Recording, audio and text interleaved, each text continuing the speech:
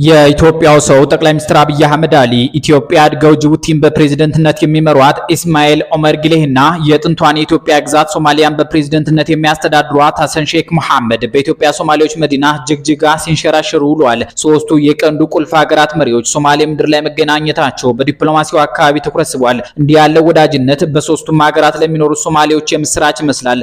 ነገሩን ከፖለቲካ ባሻገር ብንመለከተው ራሱ የኢትዮጵያ መንግስት ለሶማሌ ማህበረሰብ የሰጠው ትኩረት በሸበሌ ወንዝ ላይ በገነባቸው አዳዲስ ልማቶች የሚገለጽ ሆኖ እናገኘዋለን።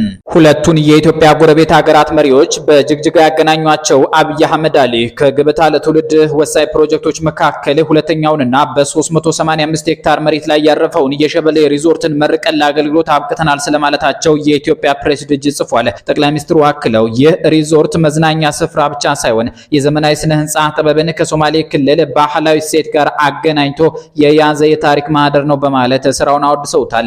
አብይ ከጅግጅጋ ባስተላለፉት መልእክት ፕሮጀክቱ ኢትዮጵያን በአፍሪካ ቀዳሚ የቱሪስት መዳረሻ ለማድረግ የገባነውን ቃል በተግባር ያረጋገጠ የምስራቁ የሀገራችን ክፍል ትልቅ ስራ ነው።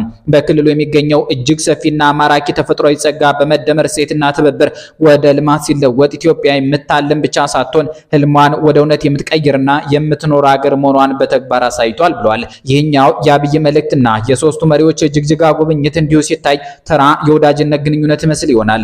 ነገር ግን በጥልቅ ሲታይ ይህ መገናኘት በቀንዱ አካባቢ እየተቀየረ ያለውን የኃይል ሚዛን የሚያመላክት የፖለቲካ መልእክት ነው። ኢትዮጵያ እንደ ክልላዊ ፈርጣማ ኃይል ሚናዋን ለማጠናከር እየተንቀሳቀሰች ሲሆን፣ ጅቡቲና ሶማሊያ ደግሞ ከዚህ ትስስር የኢኮኖሚና የደህንነት ጥቅም ለማግኘት እየሞከሩ ነው።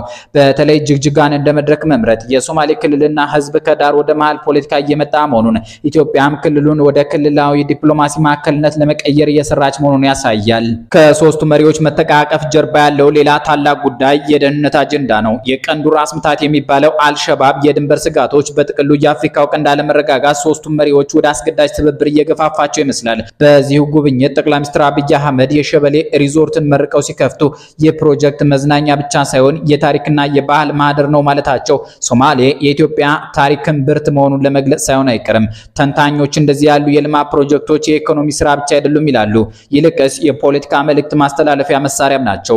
መንግስት ልማት፣ ሰላም፣ አንድነት የሚል ትርኢት ማሳየት ሲያበዛ ማህበረሰብ በተስፋ ይሞላል። በሀገር ውስጥ ያለው የፖለቲካ ጫና፣ የኢኮኖሚ ችግርና የጦርነት መንፈስ በልማት ወሬዎች ይሸፍናል።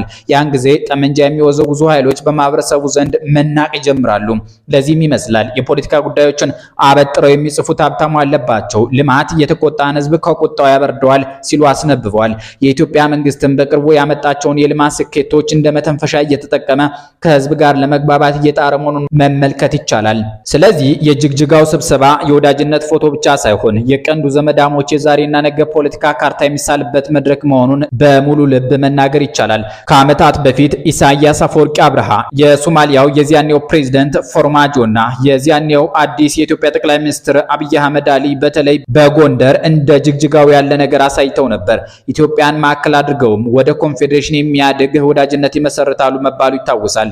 በሂደት ግን ኢሳያስ አፈወርቂ አብርሃ የሳል ትዝታቸው ተቀስቅሶባቸው ከአብይ ጋር ተጣሉ። ጠቅላይ ሚኒስትር አብይ አህመድ በሰሞኑ አካሄዳቸው ከቀጠሉ ኢትዮጵያ፣ ሶማሊያና ጅቡቲ የሚተሳሰሩበት የቀንድ ኮንፌዴሬሽን የሚፈጥሩ ይመስላሉ።